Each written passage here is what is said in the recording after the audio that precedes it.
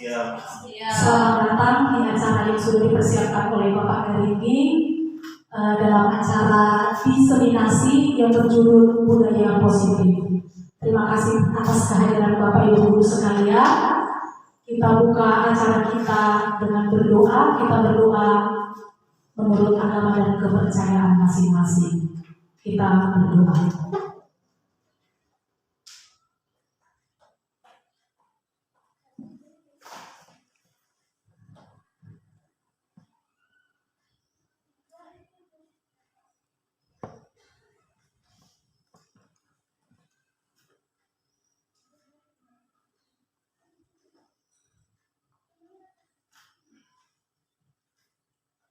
Amin.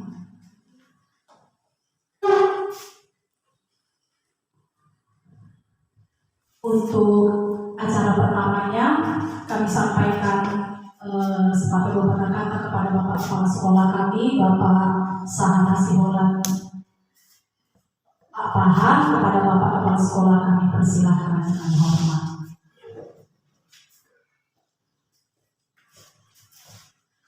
Ya, terima kasih buat kesempatan diberikan oleh moderator untuk membawa acara. Bapak Ibu sekalian, selamat siang. Iya Pak.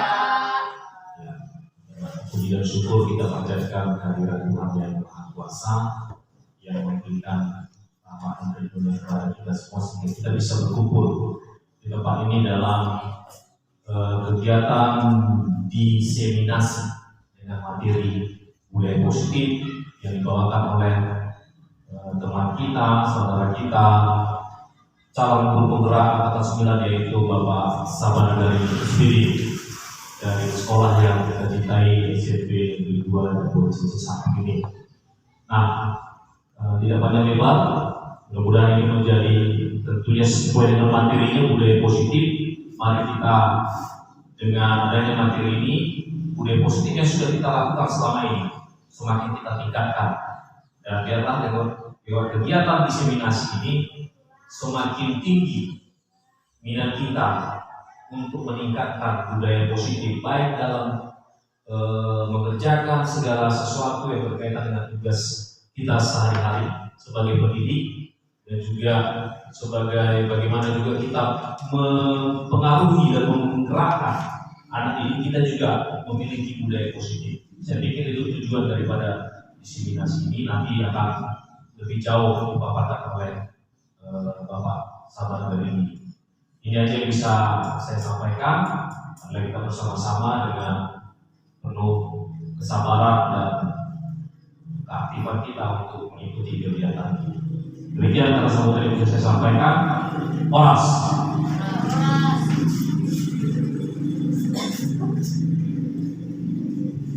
Terima kasih kepada Bapak Kepala Sekolah kami yang telah memberikan arahan dan bimbingan. Sekarang langsung saja kami serahkan kepada Bapak Sabar dari ini agar dapat menyampaikan materinya kepada kami guru-guru. Kepada Bapak Sabar kami persilahkan.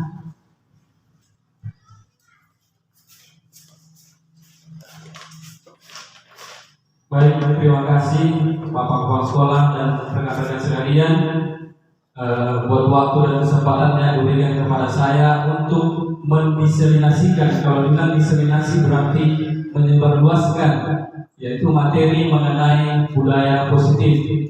Baiklah Bapak Ibu, kalau dibilang budaya positif, setiap sekolah pasti ada budaya positifnya masing-masing. Nah, untuk mewujudkan budaya positif tersebut nanti kita akan membahas ada poin-poin tertentu.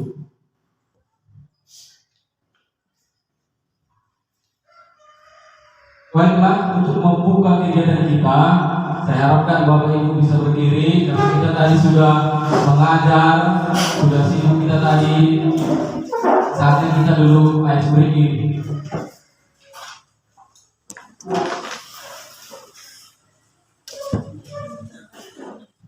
Boleh Bapak Ibu di sini aja kita dari luar. Please welcome the performance by Tapak Iya, Dance. Pak. Gini ya.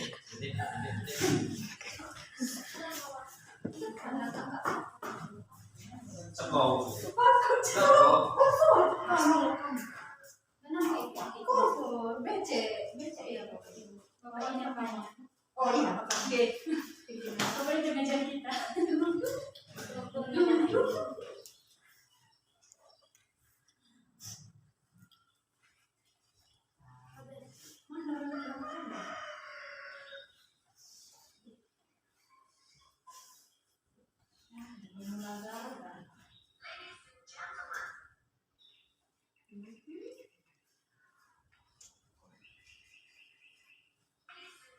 Ladies and gentlemen, please welcome the new live performance by Takupas Dance Crew.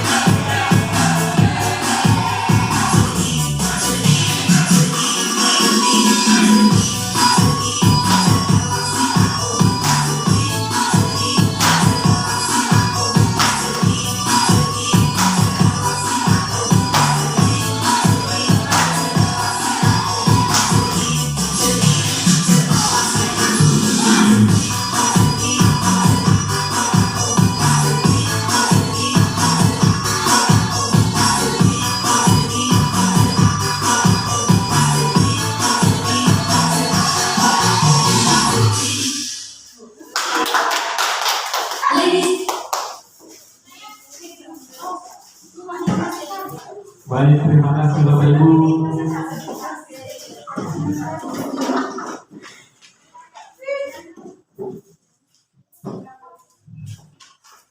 Oke, terima kasih.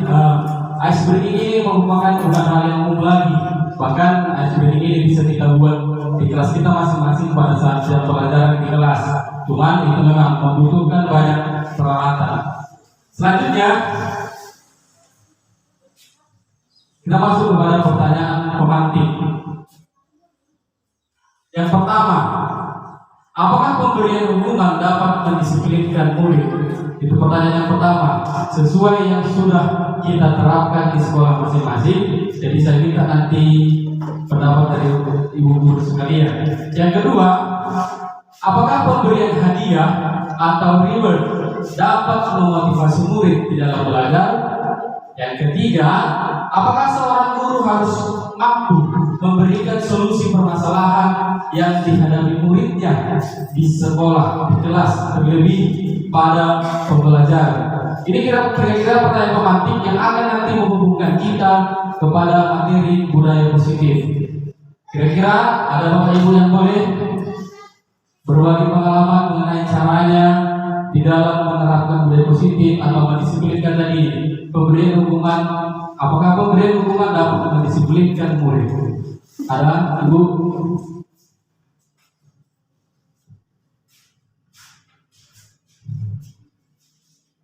Sepanjang yang sudah kita terapkan, pastinya kita pernah memberikan hukuman kepada murid, ya kan? Ketika dia bandel, ketika dia di kelas kita mengajar dia ribut-ribut, menimbulkan kegaduhan. Apakah ketika kita hukum dia, kita keluarkan dia, kira-kira menurut ibu guru sekalian, adakah perubahan? Ada perubahan? Ada sedikit. Boleh ibu?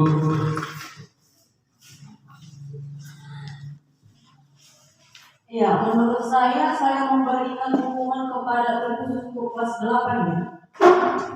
Saya memberikan hukuman bagi yang tidak mengerjakan tugas, bagi yang ribut di dalam kelas, saya keluarkan. Sudah, saya berikan waktu kepada mereka, apakah mereka mau meminta izin kepada saya untuk masuk, saya berikan asalkan mereka berubah. Tapi kalau tidak akan saya berikan masuk. Oke, baik, terima kasih Storus. Ada ibu guru yang lain? Boleh kasih pendapatnya? Kita diskusi bersama. Bagaimana nanti supaya kita bisa menerapkan budaya positif di sekolah kita. Ini juga merupakan sesi sharing untuk kita, dikasih kesempatan sharing di dalam pembelajaran kita di kelas. Ada ibu guru yang lain? Oke, selanjutnya pertanyaan yang kedua, pemantik yang kedua. Apakah pemberian hadiah atau reward dapat memotivasi murid? Coba, adakah dari Bapak Ibu yang pernah memberikan hadiah? Misalnya seperti ini. Siapa nanti yang juara 1, saya kasih hadiah. Siapa nanti yang nilai 100, saya kasih hadiah. Boleh Ibu silakan, kami silakan. Kasih diskusi, terbuka aja.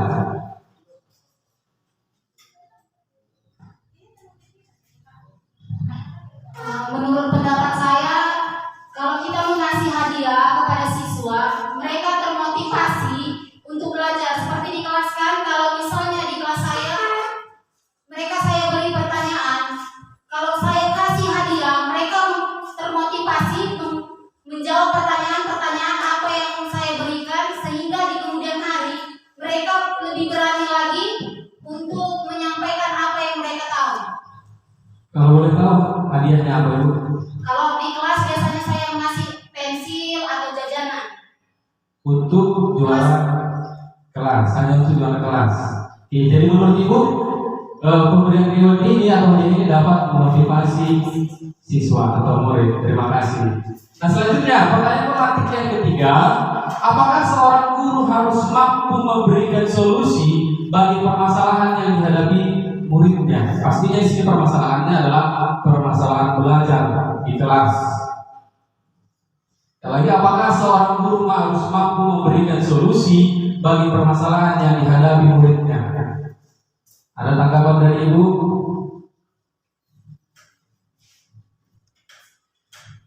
Boleh Ibu, pasal Ibu? Pertanyaan pemantik yang ketiga, apakah seorang guru harus mampu memberikan solusi bagi permasalahan yang dihadapi muridnya?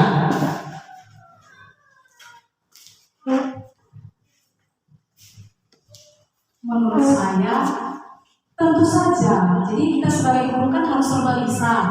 kita bisa jadi panduan juga buat anak-anak kita, terutama sesuai dengan pernyataan tadi, apakah seorang guru mampu memberikan solusi bagi permasalahan yang dihadapi muridnya? Ya, harus. Kita memang harus jadi guru serba bisa. Jadi pada saat murid-murid itu punya permasalahan di kelas, terutama permasalahan mengenai pelajaran di sekolah, kita juga harus sudah siap untuk jadi solusi buat anak-anak didik kita. Contohnya ada pertanyaan-pertanyaan sulit atau soal-soal sulit, kita bisa langsung menjelaskannya kepada anak-anak. Menurut saya seperti itu, Pak. Terima kasih. Baik, terima kasih Ibu. Nah, pertanyaan pengantin ini, pertanyaan ini silahkan Bapak Ibu keep dulu di dalam hati dan pikirannya. Setelah itu kita masuk kepada modul budaya positif. Apakah nanti ada perubahan dari jawaban dari Bapak Ibu guru sekalian setelah kita membahas modul budaya positif ini? Di dalam mewujudkan budaya positif ada 6 poin, ya. Ada 6 poin yang harus kita pahami betul-betul agar budaya positif itu bisa kita terapkan di sekolah kita dengan baik. Yang pertama, yaitu disiplin positif dan nilai-nilai kebajikan universal. Kita harus pahami dulu ini nanti. Yang kedua, kita harus pahami mengenai teori motivasi, hukuman, dan konsekuensi. Supaya bisa terwujud nanti budaya positif di sekolah, kita harus pahami dulu. Selanjutnya yang ketiga, kebutuhan dasar manusia. Setiap manusia pasti ada kebutuhan dasarnya. Selanjutnya yang keempat, yaitu posisi kontrol guru. Guru pasti harus ada posisi kontrolnya. Bagaimana cara dia nanti mengontrol muridnya, itu juga merupakan bagian dari budaya positif. Pasti ada sebagian yang sudah kita pahami lah. Pasti ada posisi kontrol yang sering digunakan adalah posisi kontrol penghukum. Nah, selanjutnya nanti kita akan bahas. Yang selanjutnya yaitu keyakinan kelas. Ternyata keyakinan kelas ini dapat membangun budaya positif di kelas. Seperti yang telah kami lakukan di kelas 7, kami telah menerapkan keyakinan kelas. Nanti yang saya ceritakan selanjutnya, poin yang terakhir yaitu restitusi dan segitiga restitusi. Karena poin inilah yang harus kita pahami agar budaya positif itu betul-betul dapat terwujud di sekolah kita dengan baik. Kita bahas yang pertama, disiplin positif dan nilai-nilai kebajikan universal. Nah, menurut Bapak Ibu, disiplin itu apa? Kita pahami dulu. Budaya positif ada kaitannya tadi dengan disiplin positif. Berarti kita pahami dulu, apa itu yang menjadi pengertian dari disiplin? Boleh Ibu Sinaga dipersilakan. Disiplin.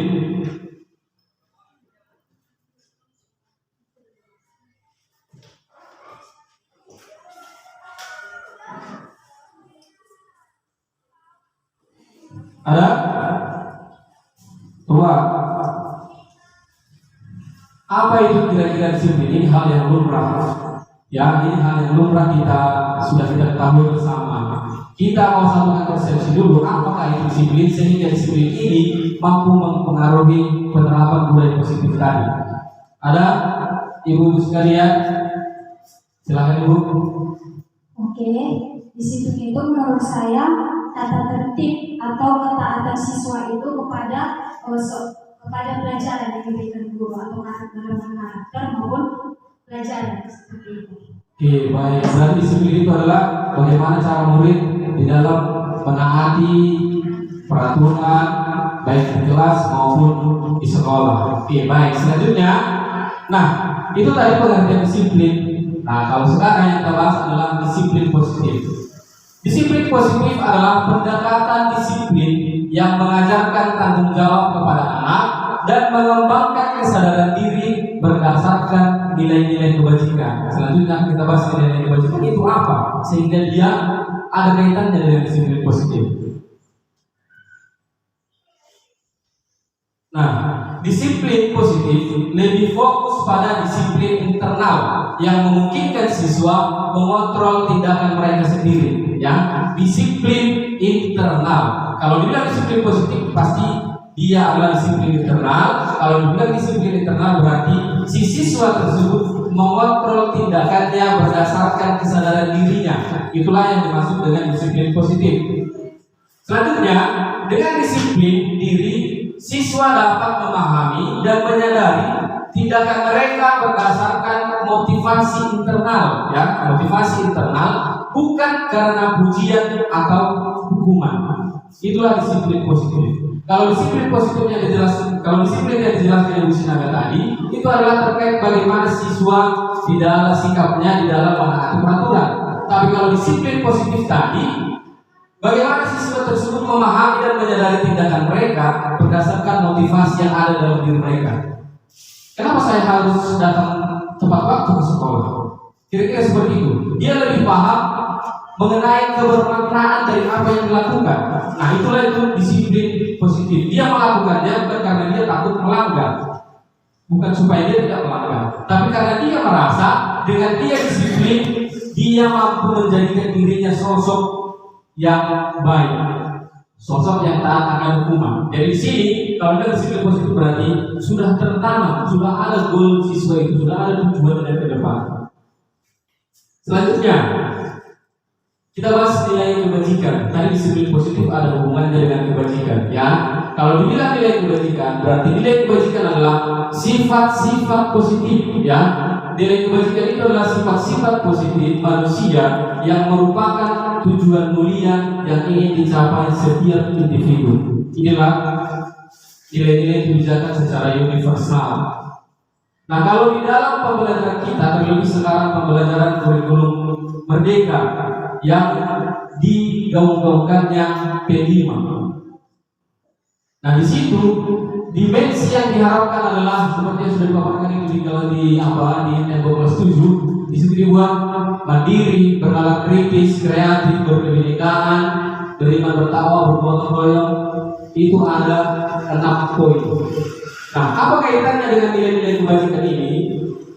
Nilai-nilai kebajikan inilah nanti yang akan menjadi patokan siswa-siswi kita di dalam menerapkan keyakinan kelas. Ya, nanti kita masuk keyakinan kelas. Apa hubungannya nilai kebajikan ini nanti dengan keyakinan kelas yang mau kita buat? Nah,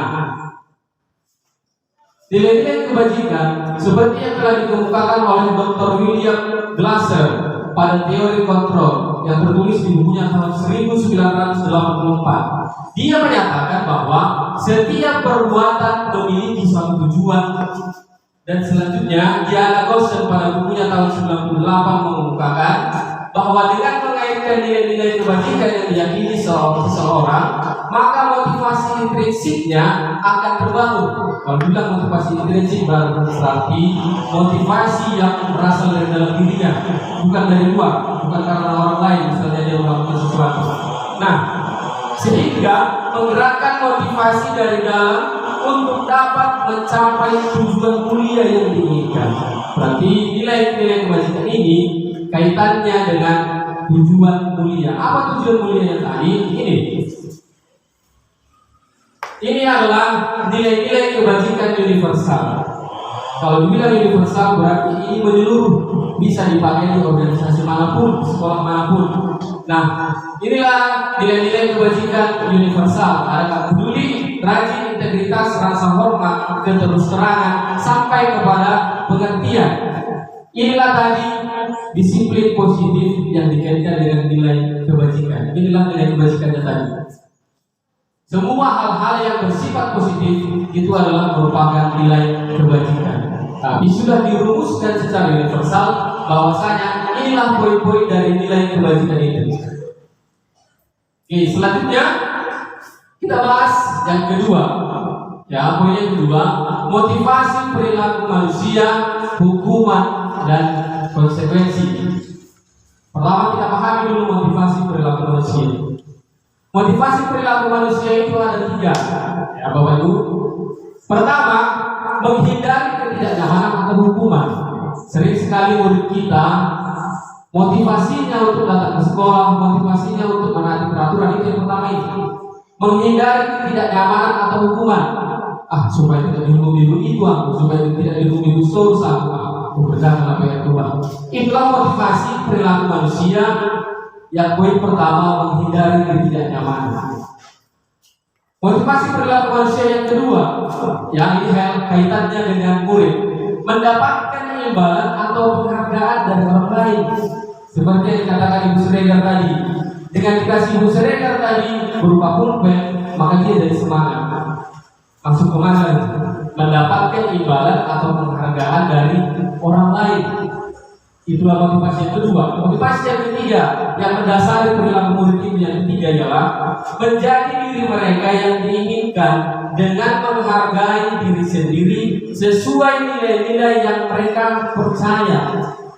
Ini tadi masuk kepada motivasi internal. Dia menyadari bahwa yang dilakukan itu adalah hal yang diinginkannya. Nah, dengan dia melakukan itu, dia menghargai dirinya sendiri sesuai nilai-nilai yang mereka percaya. Ada begitu Bapak Ibu? Murid-muridnya ada begitu. Mereka sudah paham. Tidak dihukum dulu mereka sudah supaya mereka laksanakan itu. Karena apa? Karena mereka sadar dengan mereka datang tepat waktu mengerjakan piket mereka itu dapat menumbuhkan pribadi mereka. Berarti ini kaitannya lagi kepada pribadi. Nah, ini juga kaitannya kepada budaya positif.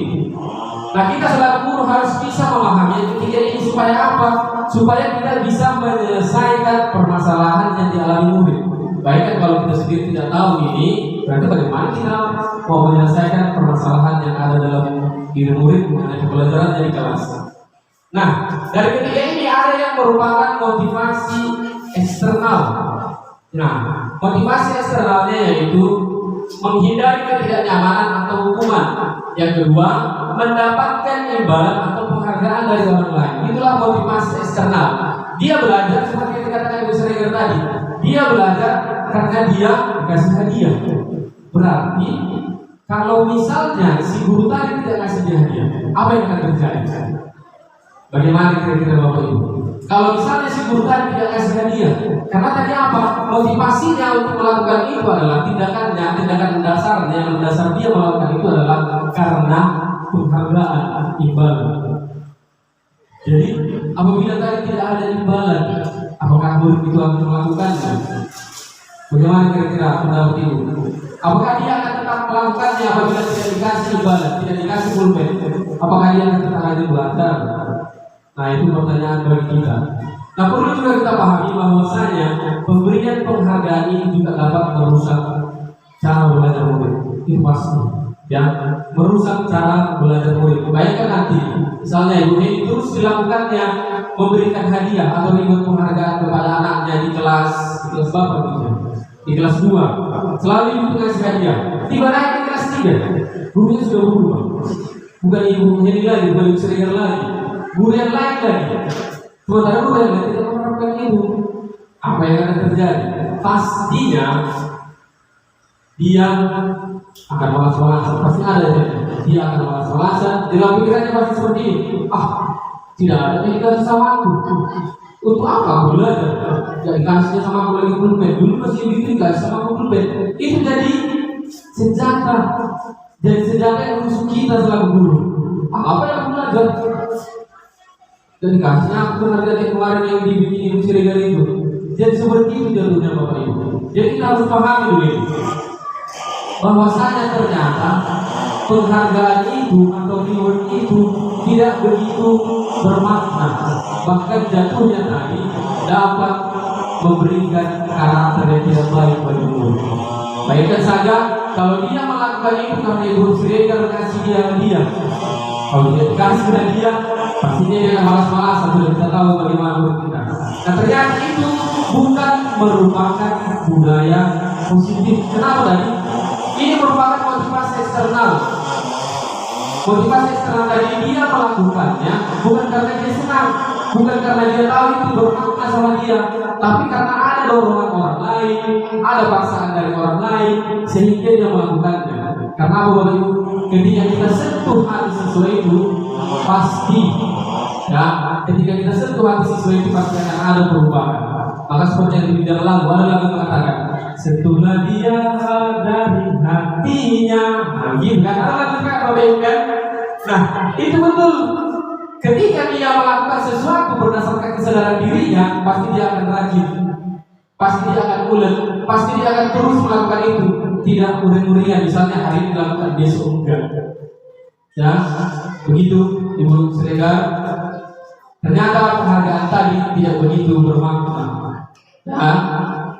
Selanjutnya, yang menjadi motivasi internal yang berasal dari dalam diri murid sehingga dia melakukan tindakan itu adalah ini: menjadi diri mereka yang diinginkan dengan menghargai diri sendiri sesuai nilai-nilai yang mereka percaya. Itu tadi, mereka sudah paham bahwasanya dengan mereka melakukan itu, mereka dapat menjadi anak-anak yang baik, memiliki budi pekerti yang baik. Ada kita sebagian seperti itu sudah menyadari. Nah, itulah yang menjadi motivasi internal dari 3 tadi, motivasi perilaku manusia. Kita juga sebagai guru harus mampu meminimalisir. Perhatikan Bapak Ibu, kalau kita lihat gambar ini, berarti apa ini? Apa ini kira-kira? Ada muridnya, ada kita misalkan ini Bapak Guru, ini adalah muridnya. Apa kira-kira ini Bapak Ibu? Dibentak. Misalnya ini ada murid kita terlambat, taruhlah boleh dibentak. Kenapa kamu terlambat? Apa yang kerjamu? Jika kau tanya jawab sekarang, yang jawab berapa yang kau bangun? Kalau kau main HP, sering kita pasti seperti itu. Nah, kalau seperti itu berarti itu bukan masuk ke dalam budaya positif. Nanti kita akan pelajari posisi kontrol guru. Seperti apa posisi kontrol guru yang selayaknya. Nah, kita sebagai guru tadi harus menghindari sebisa mungkin untuk tidak menerapkan ini. Karena apa? Secara tidak langsung kita menjatuhkan mental anak tersebut. Baikkan saja ketika kita tadi bentak-bentak dia, kamu berarti terlambat. Terus kita kasih dia omongan-omongan, kita press terus dia, pastinya mentalnya akan down. Selanjutnya, nah kita pelajari dulu hukuman dan konsekuensi. Ya, mari Bapak Ibu. Kalau bilang apa itu hukuman? Hukuman bersifat tidak terencana atau tiba-tiba. Ya, anak-anak atau murid tidak tahu apa yang akan terjadi dan tidak dilibatkan. Hukuman bersifat satu arah dari pihak guru yang memberikan, dan murid hanya menerima suatu hukuman tanpa melalui suatu kesepakatan. Ya, dan kuncinya pihak guru memberikan dan murid hanya menerima suatu hukuman tanpa melalui suatu kesepakatan. Berarti tadi seperti yang dikatakan di atas, satu arah, hukuman yang bersifat satu arah. Nah, hukuman tanpa melalui kesepakatan atau pengarahan dari pihak guru baik sebelum atau sesudahnya. Hukuman yang diberikan bisa berupa fisik maupun psikis. Murid atau anak bisa diikuti oleh suatu perbuatan atau kata-kata.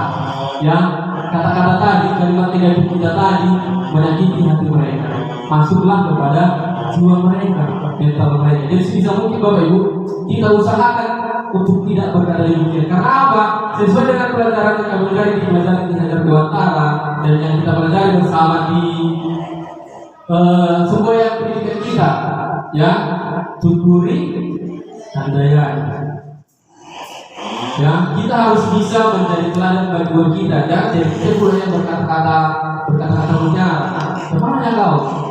Ya ngapain kau? Nah, itu merupakan salah satu kalimat negatif yang sebisa mungkin kita hindari untuk tidak kita terapkan di sekolah kita tercinta ini.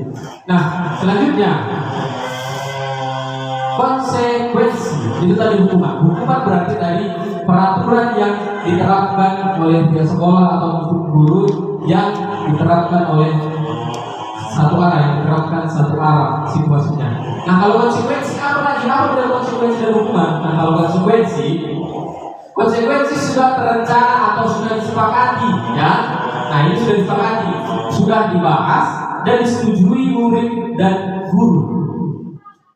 Umumnya bentuk-bentuk konsekuensi dibuat oleh pihak guru atau sekolah, dan murid sudah mengetahui sebelumnya konsekuensi yang akan diterima bila ada pelanggaran. Ya, pada konsekuensi murid tetap dibuat tidak nyaman, tetap tidak nyaman sama dengan hukuman untuk jangka waktu pendek, ya. Konsekuensi biasanya diberikan berdasarkan suatu data yang umumnya dapat diukur, ya apa? Seperti kan, masalah matematika. Misalnya, ini contoh konsekuensi. Setelah 3 kali tugasnya tidak diselesaikan pada waktu yang diberikan, atau murid melakukan kegiatan di luar kegiatan pembelajaran, misalnya mengobrol, maka murid tersebut akan kehilangan waktu bermain. Misalnya seperti ini. Ketika saya mengajar dan saya mengajar di belakang ada murid saya, misalnya namanya Aldo. Si Aldo ini main ketika saya mengajarkan. Nah, konsekuensi apa yang saya berikan? Karena dia tadi mengobrol saat saya mengajar, konsekuensinya adalah apa? Di sini dibuat, maka murid tersebut akan kehilangan waktu bermain. Konsekuensinya apa yang saya berikan? Maka saya akan bilang, kamu tidak boleh istirahat, tetap di kelas. Itu adalah konsekuensi. Ya, itu telah disepakati bersama antara si murid dan si guru tadi. Nah, selanjutnya harus menyelesaikan tugas karena ketertinggalannya. Peraturan dan konsekuensi yang mengikuti ini sudah diketahui sebelumnya oleh murid, sudah sama paham, sudah ada kesepakatan tadi. Nah, sikap guru di sini senantiasa memonitor murid, itu konsekuensi, memonitor. Jatuhnya konsekuensi itu bukan berupa hukuman fisik.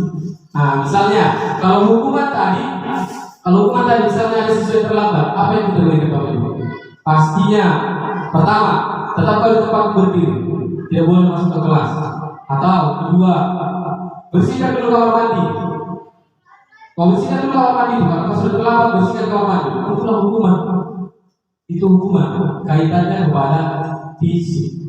Tapi kalau konsekuensi akibat dari sesuatu yang telah dibuatnya, dan akibat itu telah diketahui oleh si murid dan si guru tadi berdasarkan kesepakatan.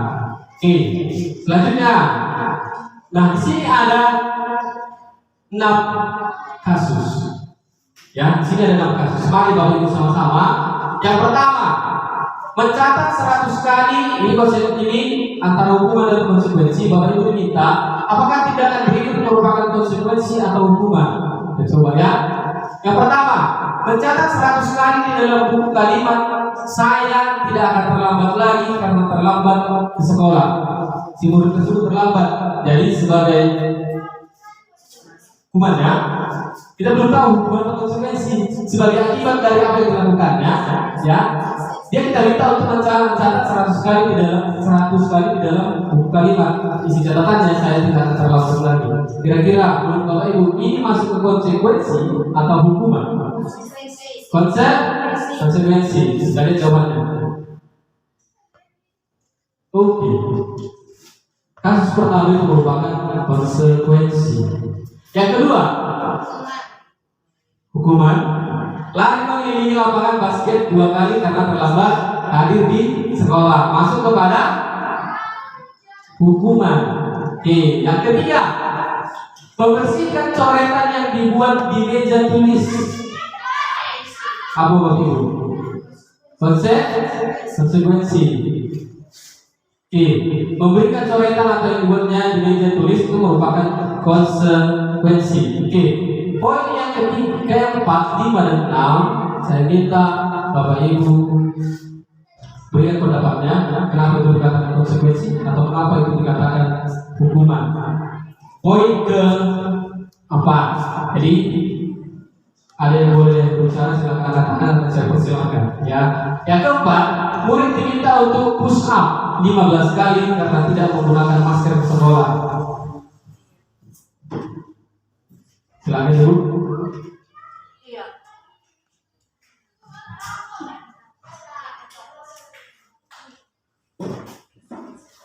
Murid diminta untuk push up 15 kali karena tidak menggunakan masker ke sekolah. Itu adalah hukuman karena sudah melakukan fisik.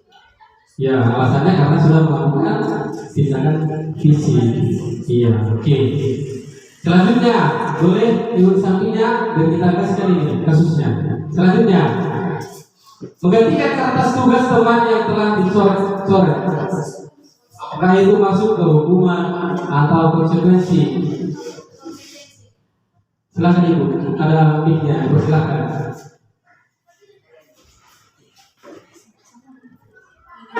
Menggantikan Atas tugas teman yang bicara-bicara pada saya itu konsekuensi. karena Kan kesalahan kondisi itu kan disuruh mengatakan tulis kembali. ya ini bukan merupakan hubungan fisik. Oke, itu alasan dari Bu Sinaga. Oke, selanjutnya, poin selanjutnya, kasih dulu ke Bapak Ibu yang di sini. Ini Bu, ada di kita itu sudah dipasang di sebuah skor. Nah, selanjutnya yang terakhir, berjemur di lapangan basket pukul 12 siang karena mengobrol dengan teman. Itu masuk hukuman atau konsekuensi? Berjemur di lapangan basket pukul 12 siang karena mengobrol dengan teman. Ya, itu hukuman atau konsekuensi? Konsekuensi, Pak. Konsekuensi. Alasannya Ibu? Hukuman. Berarti poin kami adalah hukuman atau konsekuensi. Kita sepakati. Hukuman. Kenapa Ibu? Karena kan sudah mengarah kepada fisik, dia sudah dijemur kan. Oke, dia berarti sudah tindakannya terkait kepada fisik ya. Oke, kita lihat jawabnya. Yang keempat, oke, ternyata itu merupakan hukuman karena tadi sudah terkait kepada fisik, push up 15 kali. Oke, selanjutnya yang kelima, menggantikan kertas tugas teman yang telah dicoret-coret itu merupakan konsekuensi. Yang keenam, berjemur di lapangan basket pukul 12 siang karena mengobrol dengan teman itu merupakan hukuman. Terima kasih Bapak Ibu, berarti kita sudah sama-sama memahami apa itu hukuman dan apa itu konsekuensi. Oke, terima kasih. Selanjutnya yang ketiga, poin yang ketiga yang kita bahas yaitu mengenai kebutuhan dasar manusia. Nah, ini tadi poin ketiga yang ada kaitannya dengan disiplin budaya positif maksud saya. Nah, kebutuhan dasar manusia dalam hal ini adalah murid-murid kita. Kebutuhan dasar yang pertama, kebutuhan untuk bertahan hidup atau dalam bahasa Inggrisnya dikatakan survival. Ya, kebutuhan untuk bertahan hidup. Misalnya, kebutuhan akan pakaian, makanan, sandang, pangan, papan. Itu adalah kebutuhan untuk bertahan hidup. Ya. Yang kedua, kebutuhan kasih sayang dan rasa diterima atau love and belonging. Ya, ini 5 kebutuhan dasar manusia. Selanjutnya, yang ketiga ialah kesenangan, fun. Dia melakukan sesuatu itu karena dia senang. Ya, itu tadi fun.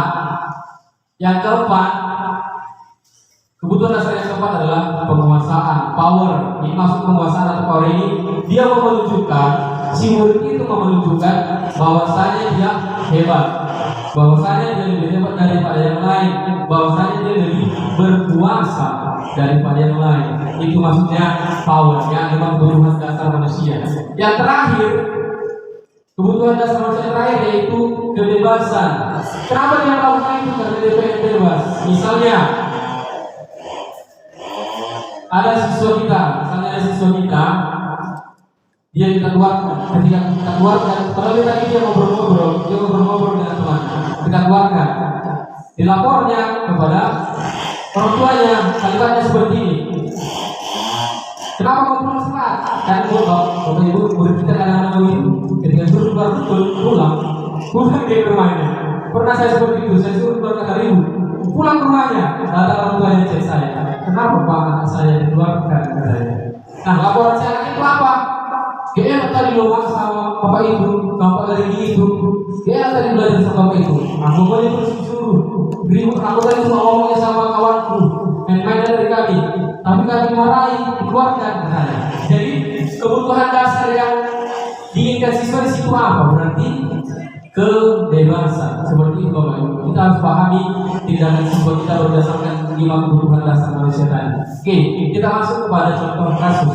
Ya, Dinda, seorang anak kelas SD. Ya, begitu tiba di rumah, sepulang dari sekolah, menangis dan mengadu pada ibunya bahwa dia dibenci oleh Ibu Rani. Ibu Rani ini gurunya. Menurut Anda, kebutuhan apa yang berusaha dipenuhi oleh Dinda jika jawabannya seperti ini? Berarti ada kemungkinan jawabannya yang dilaporkan kepada orang tuanya. Kalau jawabannya seperti ini, yang pertama, kalau jawaban tadi Dinda seperti ini, ibu guru bilang, aku tidak boleh bersenandung sewaktu mengerjakan tugas. Katanya kelas harusnya tenang, tidak ada suara, kan gak seru jadi. Gitu laporannya kepada orang tua kalimatnya. Kira-kira menurut Bapak Ibu, kebutuhan dasar apa dari Pak murid yang ingin diterapkan? Apa Ibu? Senang, kesenangan. Ada yang lain? Kebebasan, boleh. Kita bebas. Ada satu persen kita. Ada yang lain Bapak Ibu? Tapi antara dua, kebebasan dan kesenangan. Oke, kita lihat jawabannya. Kesenangan. Kenapa dibilang kesenangan seperti itu? Kenapa dibilang kesenangan seperti itu? Pasti ada tadi kita pikirnya pasti kebebasan, dia bebas. Nah, kenapa dikatakan di sini yang lain kesenangan? Iya, kesenangannya tadi bernyanyi, bersenandung, suatu bergerak tugas orang lain bergerak tugas dia nyanyi. Berarti itu adalah kebutuhan dasar kesenangan. Oke, terima kasih. Nah, yang kedua, kemungkinan jawaban yang kedua, aku bosan. Masa belajarnya cuma gitu-gitu aja, dengerin ibu guru aja. Nah, kebutuhan dasar apa di sini yang pengen dipenuhi untuk si murid tadi? Penguasaan, oke, ada yang bilang penguasaan. Yang lain, Bu. Ada penguasaan? Boleh, Ibu Ira? Boleh, kenapa dikatakan bahwasanya ini adalah penguasaan?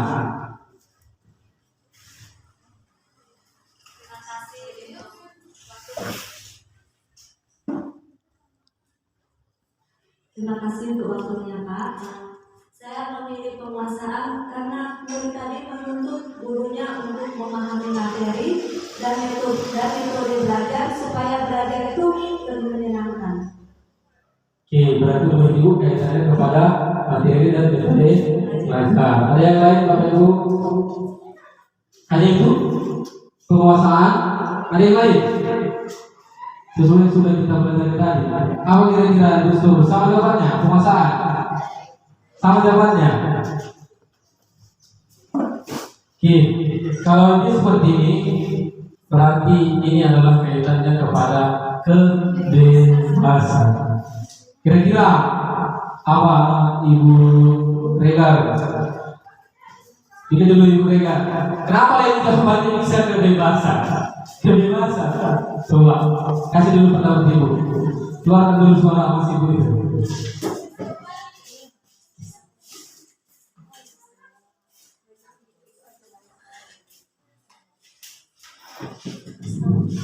Disitu kan dibilang aku bosan.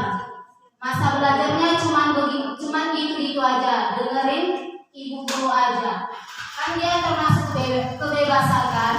Karena siswa di situ maunya materi modul pembelajaran itu enggak gitu-gitu aja. Dia bebas maunya seperti ini, seperti itu. Enggak monoton. Itu ya, silahkan Ibu, terima kasih. Nah, kalau ada kebebasan berarti dia pengen bebas. Dia pengen melakukan pembelajaran itu secara bervariasi. Tidak tiba-tiba misalnya saya sih hanya ceramah-ceramah aja saya. Ekstra belajar adalah ini. Sementara siswa apalagi kalau matematika kan udah ekstra belajar katanya udah. Selamat jalan akan keluar dari ekstra belajar. Makanya di situ diharapkan kekreatifan Bapak Ibu kita ya, kita sebagai guru, apalagi kita sudah difasilitasi fokus, ada aliran listrik di kelas, ada sebagian sekolah Bapak Ibu sudah sekolah lama, ini fokus tidak ada, listrik pun tidak ada di dalam. Bagaimana sih tadi semua berkreasi sementara tidak difasilitasi? Kita sudah dikasih ini, tinggal nanti kita tunggu lagi fasilitas lain yang dikasih oleh pemerintah.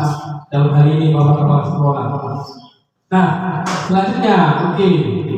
Saya minta kita untuk ice breaking. Ice breakingnya tadi joget, sekarang kita coba joget dulu lagi.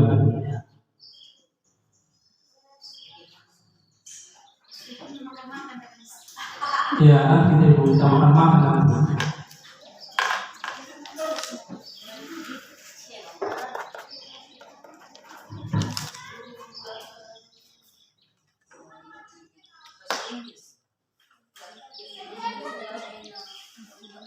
Silakan Bapak Ibu.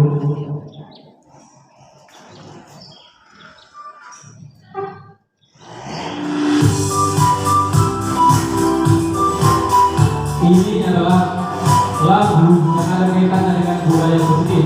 Bapak Ibu, saya sudah berdiri di tempat.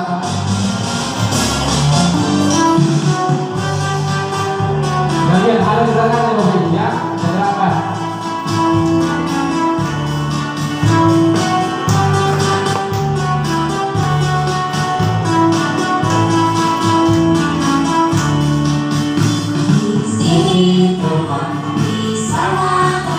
Tapi yang ingat Bapak Ibu.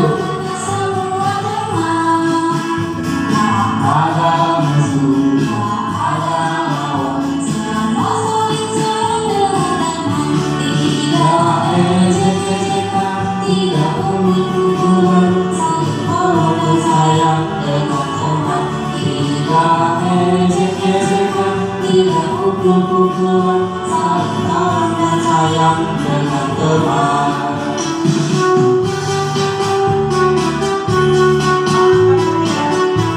Ya, ini ada kaitan dengan budaya positif.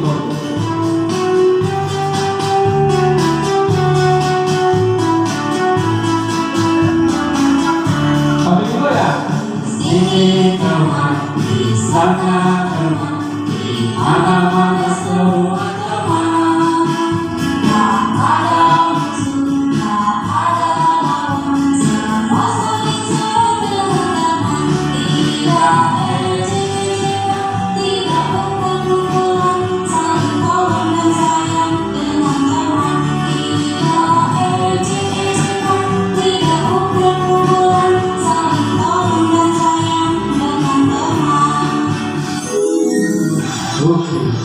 Itu kebetulan eksperimen kita ini ada kaitannya dengan budaya positif.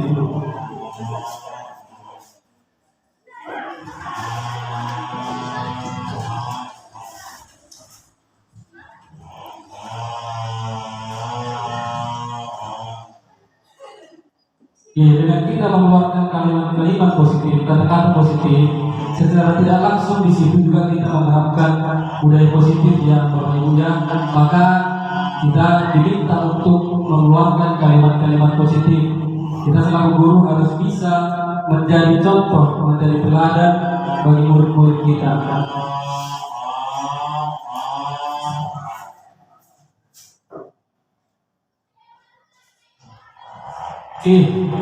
Poin yang keempat yaitu posisi kontrol seorang guru. Posisi kontrol kita seorang guru. Bagaimana cara kita menanggapi anak didik kita apabila ada yang melawan kita, misalnya ketika kita mengajar ada yang melawan kita, ada yang ngobrol-ngobrol, dan nanti ternyata dia melawan. Nah, 5 di sini akan kita bahas mengenai posisi kontrol seorang guru. Pertanyaan teman, di sini ada kasusnya, Anto jarang sekali hadir di pembelajaran jarak jauh, dan pada saat hadir pun Anto seringkali menggunakan kata-kata kasar di kolom chat. Ini kaitannya ke pembelajaran jarak jauh, mengejek teman-temannya. Hal ini sudah sangat mengganggu dan beberapa orang tua murid yang mengikuti pembelajaran daring mengeluhkan tentang perilaku Anto di pembelajaran jarak jauh. Ini kasusnya, ya. Bila Anda ditempatkan sebagai seorang kepala sekolah, penerapan disiplin apakah yang akan Anda lakukan untuk kasus Hana dan kasus Anto? Kira-kira coba Bapak Ibu, penerapan disiplin apa yang akan kita lakukan untuk kasus Anto ini? Silakan Bapak Ibu yang lain. Iya, silakan. Kita diskusi sama-sama. Tidak ada yang salah, tidak ada. Oke, silakan. Kasusnya dari si Anto jarang sekali hadir di pembelajaran jarak jauh, dan pada saat hadir pun dia selalu menggunakan kata kasar. Kira-kira disiplin apa yang diterapkan? Misalnya kepala sekolah kita, ya, suatu saat kita jadi kepala sekolah, ini kan Bapak Ibu, ya, suatu saat kita ditempatkan sebagai kepala sekolah menanggapi kasus ini, bagaimana kira-kira? Disiplin apa yang kita buat? Boleh ada Bapak Ibu yang mau kasih pendapat? Ada? Kira-kira mana? Oke, saya kasih kesempatan, saya kasih waktu.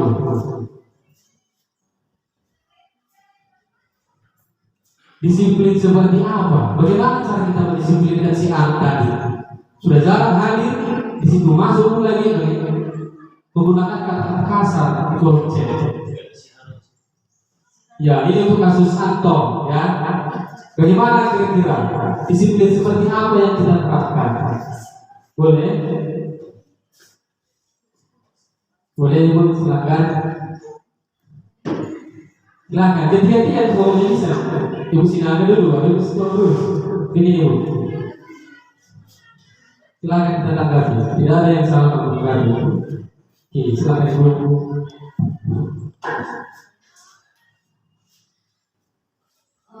Jika saya sebagai kepala sekolah, saya akan menerapkan disiplin.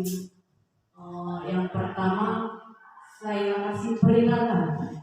Apabila masih dia berkata kasar di dalam grup, maka akan dikeluarkan. Ya, berarti sebelumnya Ibu panggil dia berarti kan? Ya, oke, panggil pertama. Iya. Udah, jika masih juga ya terakhir kita sepakati apa yang akan diberikan, apakah dikasih hukuman atau konsekuensi bersama dengan guru yang lain. Oke, berarti tadi sekarang tadi dimasukkan ke dalam agenda rapat bulanan. Ya begitu kan bukan? Sebelah tadi si kepala sekolah, misalnya tadi Ibu Stor sama kepala sekolah, Ibu ini kepala sekolah, dipanggilnya cara tadi. Si guru tadi sudah kewenangan. Gak bisa diperingati lagi Pak Ibu, katanya si guru. Datang Ibu Stor sebagai kepala sekolah, dipanggil katanya. Setelah dipanggil, berarti diadakan obrolan secara empat mata antara si Ibu Stor tadi selaku kepala sekolah dengan si guru tadi si Anto. Nah setelah dipanggil, dikasih peringatan, dikasih nasihat. Setelah itu kasih percobaan, berarti kasih percobaan. Setelah dikasih percobaan tetap mengulang, baru diserahkan masukkan ke dalam rapat dewan guru untuk mengambil tindakan, dikeluarkan, dipertahankan, atau bagaimana, atau orang tua yang dipanggil. Oke, itulah kira-kira menurut Ibu Stor penerapan disiplin yang akan dilakukannya. Berarti lebih kepada pendekatan. Kalau sudah pendekatan tadi tidak bisa lagi, baru masuk kepada hukuman. Bisa dibilang hukuman. Oke. Dari sini kita akan membahas mengenai 5 posisi kontrol guru. Berdasarkan teori kontrol oleh Dr. William Glosser Gosen menyimpulkan ada 5 posisi kontrol yang diterapkan seorang guru di sekolah. Nah, apa 5 posisi kontrol tadi? Yang pertama posisi kontrol sebagai penghukum, ya Bapak Ibu ya. Yang pertama sebagai penghukum, yang kedua sebagai pembuat merasa bersalah. Apa itu membuat merasa bersalah? Oke, nanti kita akan bahas selanjutnya. Yang ketiga sebagai teman, posisi kontrol guru sebagai teman, ya. Yang keempat sebagai pemantau. Yang kelima sebagai manajer, ya. Bagaimana yang kelima ini? Oke, akan kita bahas. Nah, yang pertama penghukum, ya, baru penghukum. Posisi kontrol ini masih diterapkan oleh beberapa guru. Kalian belum pernah kita ditemukan di sekolah-sekolah. Dengan anggapan hukuman mempercepat penyelesaian masalah, seperti yang dikatakan Gus Dur tadi. Jadi ada perubahan setelah diberikan hukuman, tanpa memikirkan dampak buruk yang ditimbulkan. Ini ternyata ada dampaknya penghukum ini, ya. Seorang penghukum biasanya melontarkan pertanyaan-pertanyaan menyakiti, ya, disertai gestur menunjuk-nunjuk, menghardik, dan mata yang melotot seperti biasa, ya. Dampaknya apa? Dampak posisi kontrol penghukum ini apa? apa? Kita perhatikan, murid akan mengalami keterpurukan mental, ya, keterpurukan mental seperti lunturnya rasa percaya diri dan kesedihan yang berkelanjutan. Pastinya kalau sudah kita hukum dia, ketika jumpa kita sama dia, pasti dulu aja. Iya. Berarti kenapanya mental. Ketika kita tadi sudah menunjuk, menghardik, memberikan kata-kata mutiara dan lain sebagainya, ternyata efek penghukum ini ada. Dampak buruknya tadi murid akan mengalami keterpurukan mental seperti lunturnya rasa percaya diri. Oke, di sini akan saya putar video ilustrasi, ya, bagaimana posisi penghukum itu.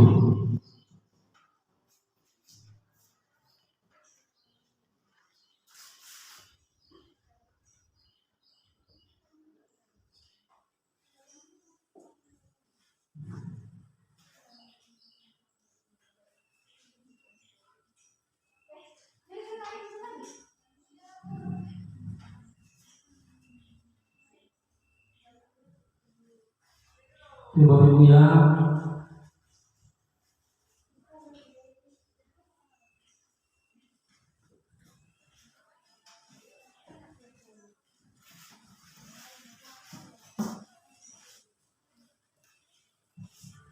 suaranya tidak sedikit keluar.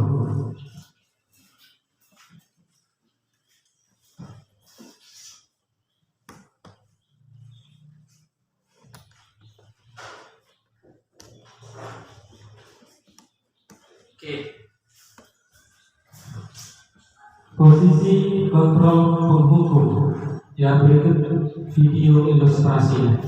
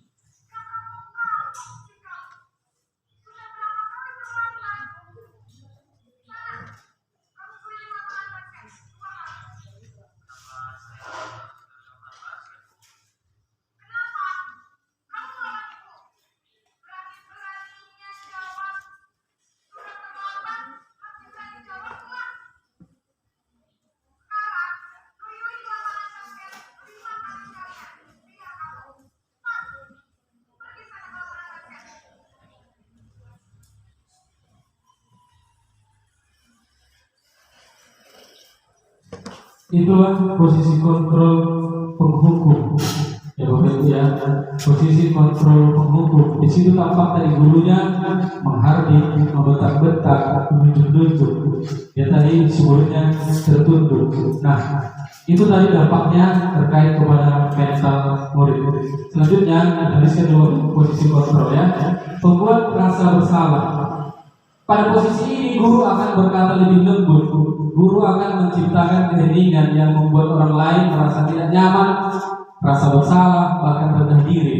Posisi kontrol tersebut berdampak pada penilaian diri yang buruk. Murid akan merasa bersalah dan tidak berharga. Tidak seperti dampak posisi penghukum. Murid dapat menumpahkan segala amarah meskipun dengan cara negatif. Ya, dengan cara negatif. Murid dengan perasaan tertekan seperti ini yang tiba-tiba dapat meletuskan amarahnya, ya, sehingga dapat menyakiti diri bahkan orang lain. Ini membuat rasa bersalah. Misalnya nanti ada video ilustrasi juga. Ada murid yang melawan guru. Sering kali kita seperti ini. Ada yang melawan guru, kita bilang, kau apa rupanya yang kau banggakan? Nah, ada seperti itu. Gimana rupanya? Kalau sudah tidak ada orang tuanya, oh ya janganlah melawan, baik-baiklah supaya masa depan baik. Itulah kira-kira posisi tadi kontrol pembuat rasa bersalah. Dengan kita melakukan itu berarti sisi tadi rasa bersalah. Oh iya ya, jadi seperti itu. Nah, ternyata dampaknya apa? Setelah kita lakukan tadi, sumber tadi pasti akan, ya kita pasti diam. nanti dia lagi butuh lagi mengenai orang tua aku katanya. Dia merasa bersalah. Efeknya apa? Perasaan tertekan seperti ini yang tiba-tiba dapat meletuskan amarahnya sehingga dapat menyakiti diri bahkan orang lain. Ini juga terkait kepada siswa-siswa yang berada pemberontakan, yang memberontak maksudnya. Ini video ilustrasinya.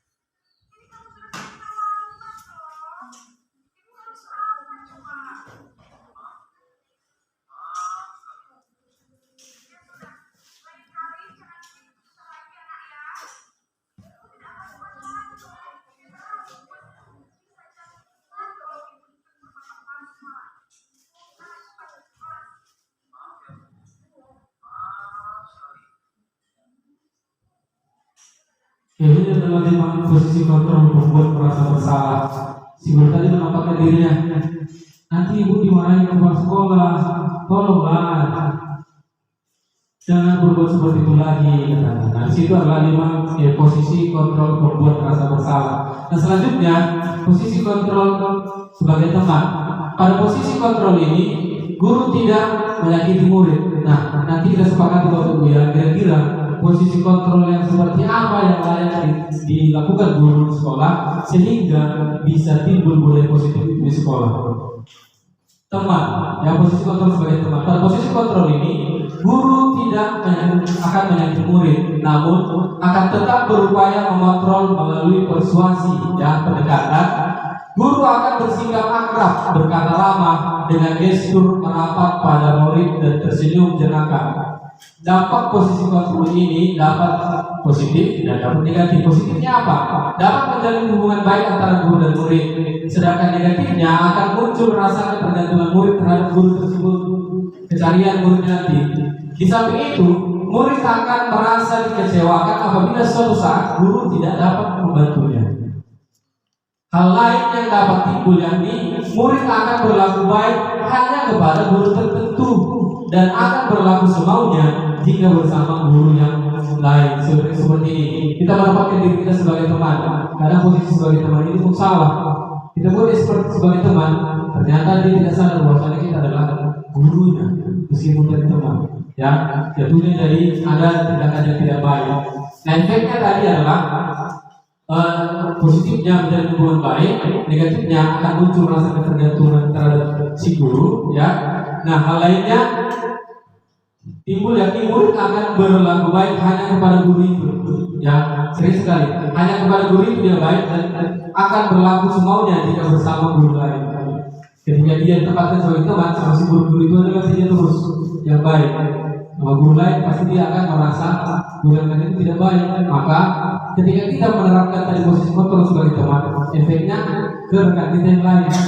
Ke rekan kita yang lain kita disenangi, tapi rekan kita yang lain menjadi tidak disenangi. Oke, selanjutnya ini video ilustrasinya supaya sama-sama kita pahami apabila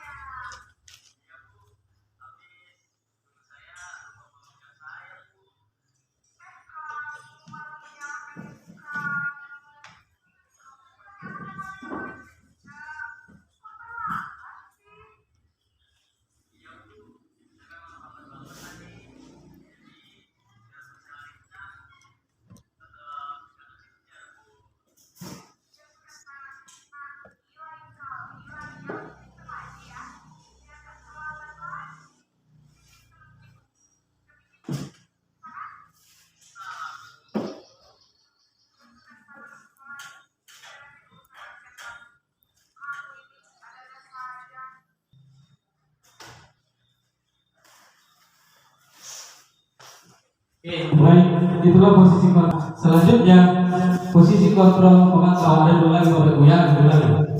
Pemantau atau posisi mengawasi. Ketika mengawasi, guru bertanggung jawab atas perilaku murid-murid yang diawasi.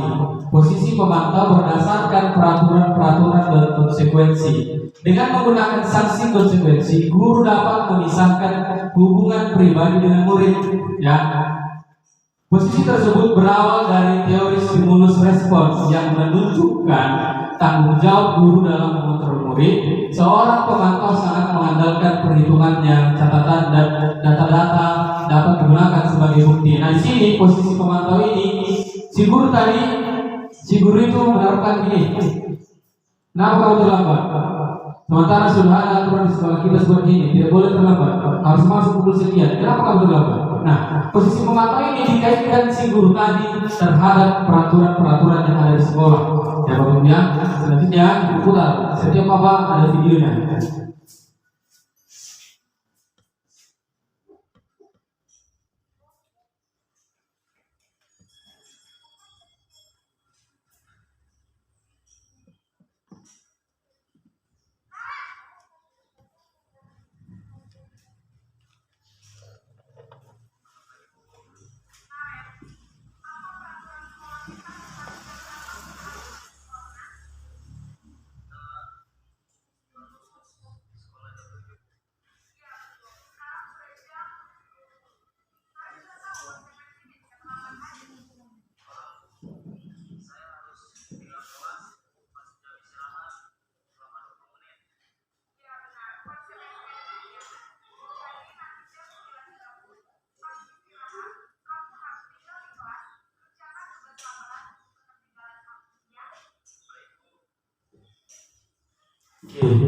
Ya, itu posisi kontrol sebagai pemantau.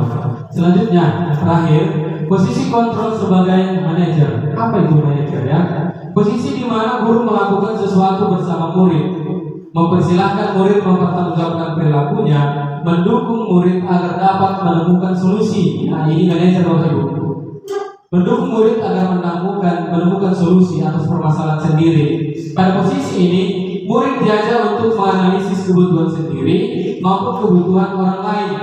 Di sini penekanan bukan pada kemampuan membuat konsekuensi, ya, namun bagaimana dapat berkolaborasi dengan murid dalam memperbaiki kesalahan yang telah dilakukan dengan memosisikan diri sebagai manajer akan berdampak negatif bagi penguatan watak dan karakter murid. Nah, posisi manajer ini tadi, si guru tadi dipanggilnya, dinasihatinya, dan dicari solusi bersama. Itu posisi sebagai posisi kontrol guru sebagai manajer. Ada solusi yang diberikan si guru tersebut. Nah, itulah posisi kontrol sebagai manajer. Oke, seputar videonya kemudian.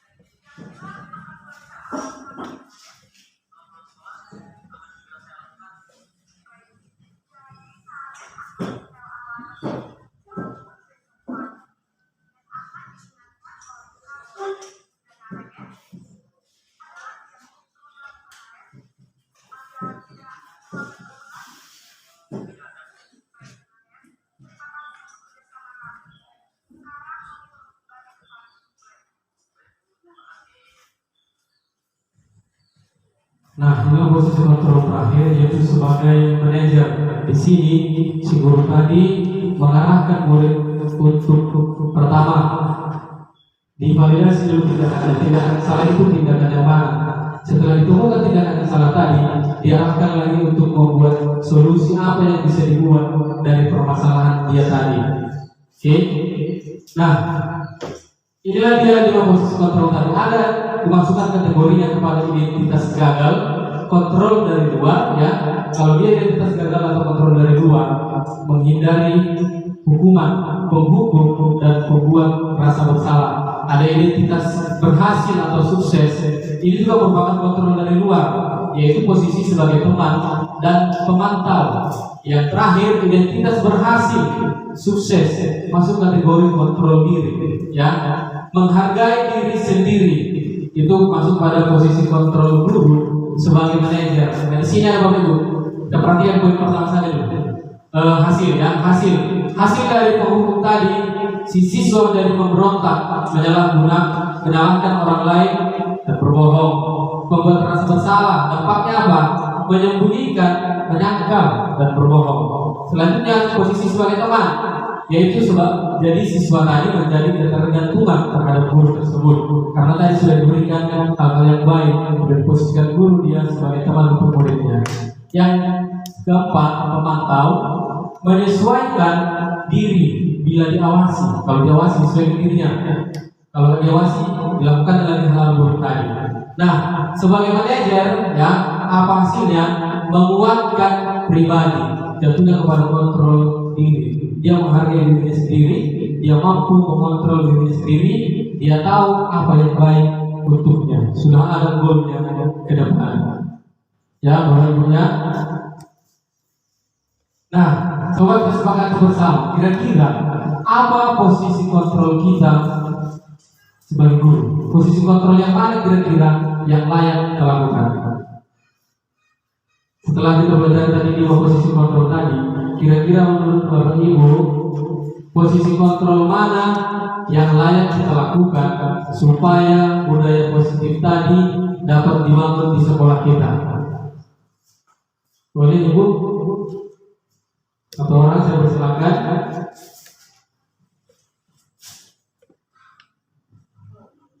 Posisi kontrol apa? Silakan Ibu.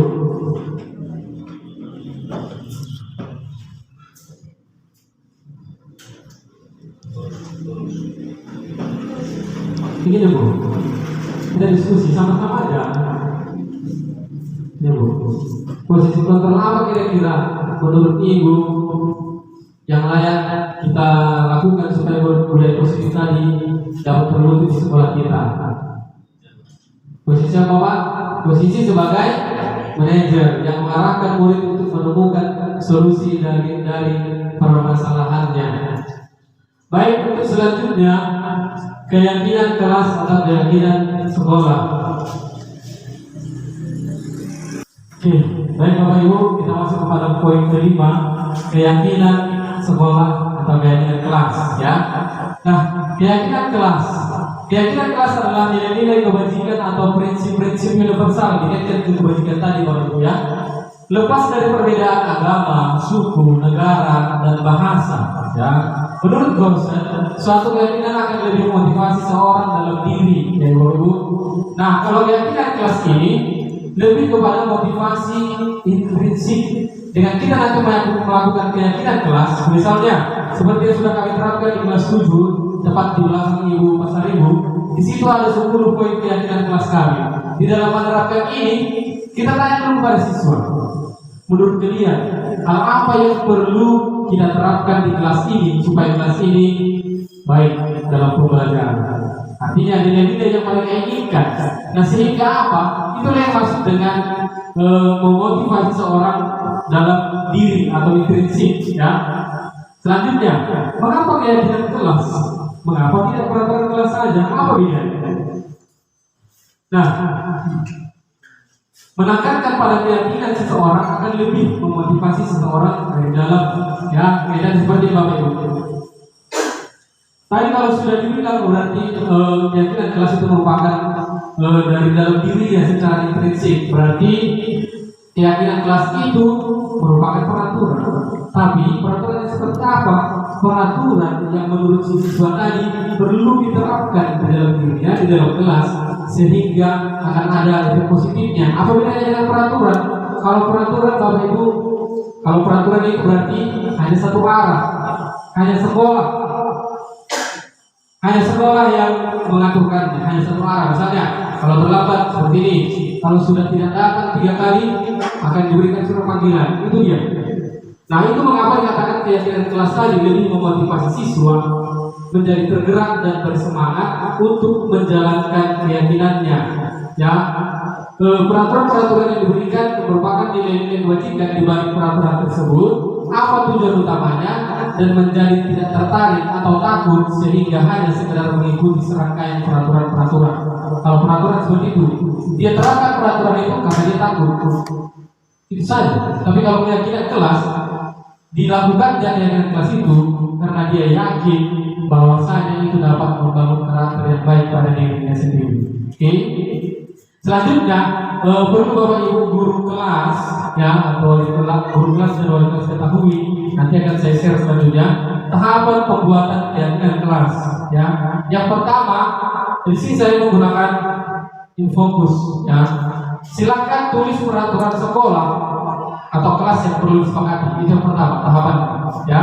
Yang kedua, nah di sini tadi seluruh siswa menuliskan peraturan apa atau peraturan apa yang perlu disepakati di kelas tersebut. Di sini saya menggunakan sticky note. Masing-masing siswa menuliskan di sticky note itu, kertas berwarna itu, apa-apa saja yang perlu dilakukan di sekolah kita. Keyakinannya maksudnya. Yang kedua, mencatat semua masukan-masukan dari murid atau warga sekolah di papan tulis atau di kertas ini. Contohnya Bapak Ibu, semua saya undang ke depan untuk menempelkan keyakinan yang telah mereka buat tadi. Tulis namanya, ini dibuat karena atas misalnya, lalu keyakinan apa tulis. Terserah mereka mau 4 poin, 5 poin pun tidak apa-apa. Biarkan mereka berkreasi ya Bapak Ibu ya. Nah, inilah peraturan kelas yang sudah diberikan dan sudah dikasih ke siswa, feedback dari siswa. Ini ada berkisar 19 orang. Peraturan kelasnya masih ini yang pertama. Dan peraturan ini masih perlu digodok, masih dalam bentuk peraturan. Yang maksudnya belum keyakinan, masih peraturan. Selanjutnya, susunlah. Nah, sini sudah masuk keyakinan. Selanjutnya kita menyusun tadi peraturan-peraturan tadi kita bentuk menjadi keyakinan. Caranya seperti apa kita berupaya menjadi keyakinan? Nih, gantilah kalimat-kalimat dalam bentuk negatif menjadi positif. Pasti ada siswa mengatakan dilarang lari di kelas, tidak boleh jalan-jalan, tidak boleh keluar kelas kalau masih duduk di dalam. Pasti ada kata tidak, jangan dilarang. Nah, itu merupakan kalimat negatif. Ubahlah kalimat negatif tadi menjadi kalimat positif. Kalimat negatifnya tadi apa? Jangan berlari di kelas atau koridor. Diubah menjadi kalimat positif, berjalanlah di kelas atau koridor. Tadi berlari kan Bapak Ibu kan? Jangan berlari. Berarti kalimat negatif diubah menjadi kalimat positif, berjalanlah di kelas atau koridor. Oke, selanjutnya yang keempat, kita meninjau kembali daftar curah pendapat yang telah diberikan siswa kita tadi, yang sudah dicatat dan disederhanakan. Kadang-kala seperti yang sudah saya terapkan di kelas ini, di kelas 7, ada yang sama poin-poinnya. Misalnya, ada yang mengatakan tidak boleh mengejek teman. Yang satu lagi bilang saling menghargai teman. Berarti tidak boleh mengejek teman tadi sudah bisa kita masukkan ke dalam saling menghargai teman. Kita satukan di situ. Itulah maksudnya tadi, tinjau kembali. Yang mana yang sama atau yang mana yang perlu dirubah kembali ke dalam kalimat positif. Nah, ini dicatat dan sederhanakan. Nah, tahapan pembuatan keyakinan kelas selanjutnya, setelah keyakinan sekolah atau keyakinan kelas selesai dibuat, maka semua warga kelas dipersilahkan meninjau ulang. Libatkan siswa untuk meninjau ulang mana yang kurang. Nah, dan menyetujui dengan menandatangani keyakinan kelas tersebut, menandatangani bersama. Inilah keyakinan kelas yang telah saya buat, yang telah bersama-sama kami buat, kami sepakati antara saya dengan kelas murid kelas 7. masuk dalam kelas tepat waktu, hormati guru teman, tutur kata sopan santun, mengerjakan tugas dalam kurung tidak mencontek, menjaga ketertiban dan keamanan kelas, melaksanakan kegiatan sampai kepada poin ke-10, saling tolong menolong. Itu dia. Disederhanakan. Oke, selanjutnya yang ke-6, restitusi dan segitiga restitusi. Ini kaitannya kepada bagaimana cara kita menangani siswa yang bermasalah. Oke, apa itu restitusi? Restitusi ini adalah berkaitan dengan budaya positif, ya Bapak Ibu ya.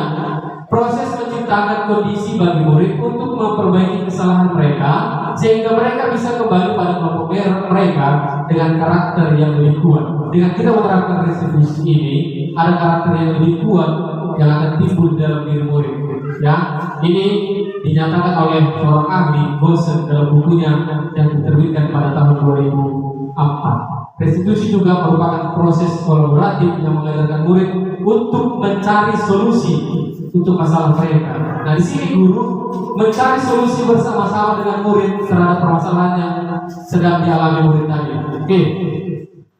Nah, definisi kita masuk kepada segitiga restitusi. Segitiga restitusi ini adalah langkah-langkah di dalam menangani permasalahan tadi. Merupakan proses untuk menciptakan kondisi bagi murid untuk memperbaiki kesalahan mereka sehingga mereka bisa kembali pada kelompok mereka dengan karakter yang lebih kuat. Oke, ini adalah tahapan dalam segitiga restitusi, yaitu menyelesaikan masalah tadi ya. Yang pertama tahapannya menstabilkan identitas. Tahapan pertama ya, menstabilkan identitas. Yang kedua, validasi kebutuhan atau validasi tindakan. Yang ketiga, menanyakan keyakinan. Nah, kalimatnya seperti ini untuk validasi kebutuhan. Adakah cara yang lebih efektif untuk mendapatkan apa yang kamu butuhkan? Itu kalimatnya. Ini dialog, ya. Yang kedua, kamu tentu punya alasan mengapa melakukan itu. Nanti kita putar Bapak Ibu ya videonya. Nah, menanyakan keyakinan. Poin ketiga, langkah ketiga. Nilai-nilai apa yang telah kita sepakati? Ya, kamu ingin menjadi orang yang seperti apa? Itulah masuk kepada langkah menanyakan keyakinan. Oke, ini langkah yang pertama, menstabilkan identitas. Ini kalimatnya, berbuat salah itu hal yang manusiawi. Kalimat yang untuk menstabilkan identitas. Bapak Ibu juga buat salah. Kita pasti bisa menyelesaikan permasalahan ini. Ini adalah menstabilkan identitas. Si siswa tadi sudah melakukan tindakan tidak baik, misalnya dia menunjuk atau memukul kawannya. Pertama kita stabilkan dulu dirinya. Jangan langsung kita marahi. Ya, namanya juga manusia. Sudah dia terjadi marah-marah, kita nasihati lagi, kita marah-marah lagi boleh. Pasti sama-sama emosi. Maka pertama tadi, stabilkan dulu diri si siswa, stabilkan identitasnya, membuat anak merasa gagal karena berbuat salah menjadi positif terhadap dirinya. Ini kalimatnya Bapak ya. Selanjutnya, validasi kebutuhan. Setelah dia tadi dirinya tadi sudah tenang, kita validasi kebutuhan apa yang dia butuhkan di sini. Dengan berkata apa? Kamu bisa saja akan melakukan hal yang lebih buruk, tapi kamu tidak melakukannya. Yang kedua, kamu pasti punya alasan mengapa kamu melakukan itu. Validasi kebutuhan kita tanya dulu ya. Kenapa kamu butuh? Ini kalimat. Setelah kita stabilkan tadi dirinya, identitasnya si murid, selanjutnya kita tanya dia hal apa yang membuat dia melakukan pelanggaran tersebut. Yang ketiga, menanyakan keyakinan. Tadi sudah diterapkan keyakinan. Seperti di kelas 7 ada 10 poin keyakinan. Ditanyakan, menurutmu keyakinan mana yang kau langgar? Yang sudah kita buat, keyakinan mana yang kau langgar? Katanya seperti itu di tahap menanyakan keyakinan ini. Guru berkata, apa nilai yang kita percaya di kelas atau sekolah kita? Nilai-nilai bersama apa yang telah kita sepakati? Kelas yang ideal itu seperti apa menurutmu? Kamu menjadi orang yang seperti apa? Itulah tindakan langkah dalam menanyakan keyakinan. Ini kalimat yang dibuatkan oleh guru, yang dikatakan oleh guru. Selanjutnya kita akan putar video contoh penerapan segitiga restitusi. Ini yang telah saya terapkan.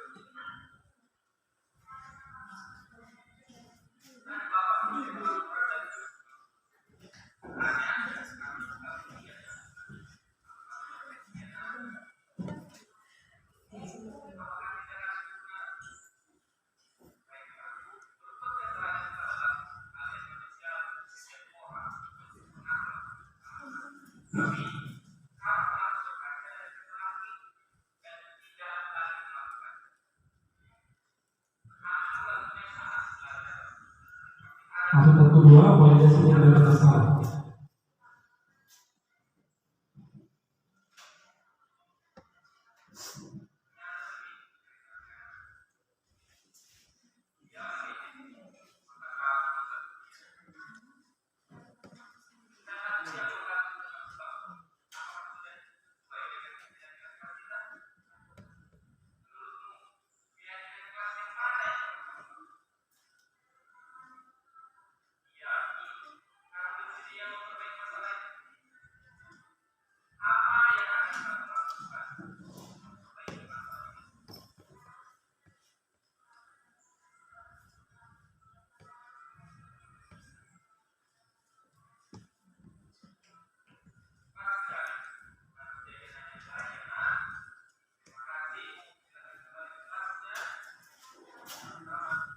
Oke, itu tadi contoh penerapan segitiga restitusi.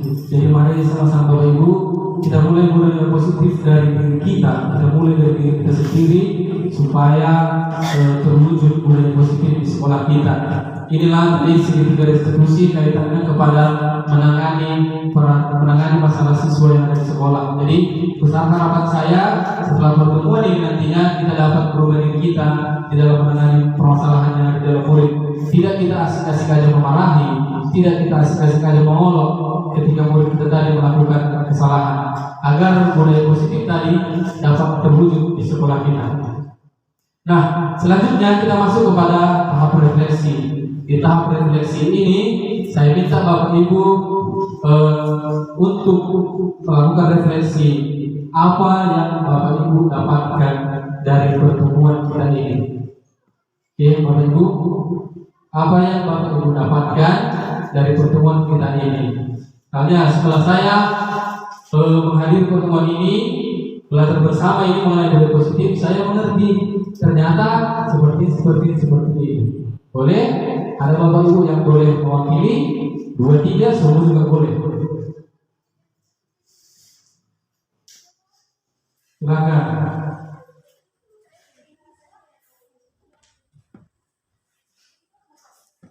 Silakan Ibu, Mas Ibu.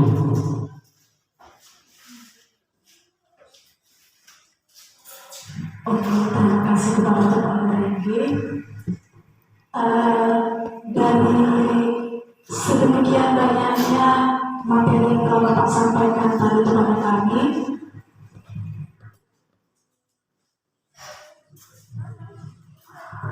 jujur saya sebagai guru, terutama saya guru SD ya, yang mayoritas anak-anak itu kebanyakan bermain sambil belajar. Banyak sekali materi yang bisa saya dapatkan, terutama pada saat mendidik anak-anak, baik dari segi apa itu hukuman atau apa konsekuensi yang harus diterima anak-anak. Kita banyak belajar dari materi yang Bapak ajarkan tadi, Bapak jelaskan tadi. Jadi semoga materi yang Bapak sampaikan tadi memang benar-benar bisa dapat kita terima dengan teman-teman sebagai tenaga pendidik di sini, dan kita laksanakan dengan baik, dengan tujuan bahwa anak-anak kita ini bukan siap terima untuk pembelajarannya saja, tetapi dengan mental dan pendidikan di luar dari segi pembelajaran atau pendidikan yang diterima oleh anak-anak kita di sekolah ini. Jadi seperti kita guru, kita di sini bukan hanya pendidik untuk memberikan pelajaran, tetapi juga menyiapkan mental, akhlak, etika dan anak-anak kita. Semoga materi yang Bapak sampaikan tadi juga bisa kita laksanakan dengan sebaik-baiknya. Terima kasih.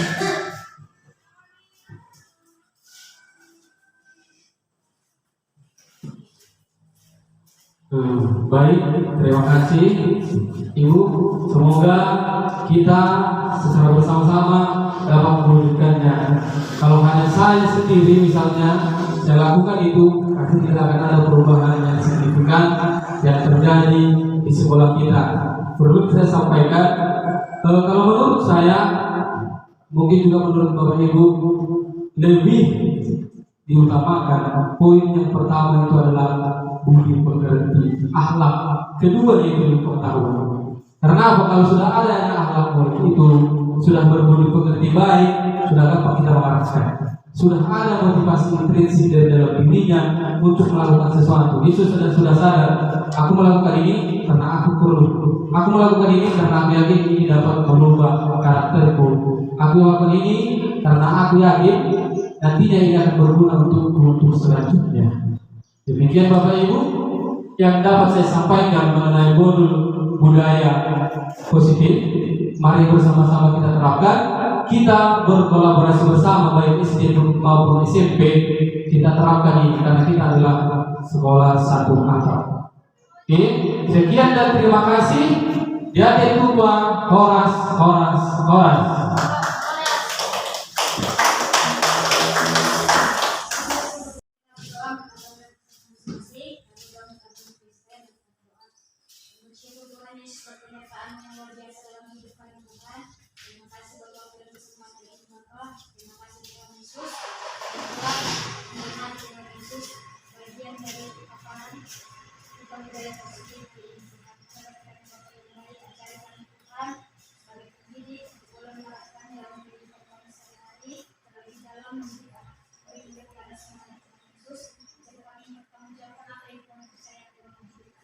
Terima kasih Tuhan, masih kami nikmati hari kami berkat kuduskan baru dalam hidup kami.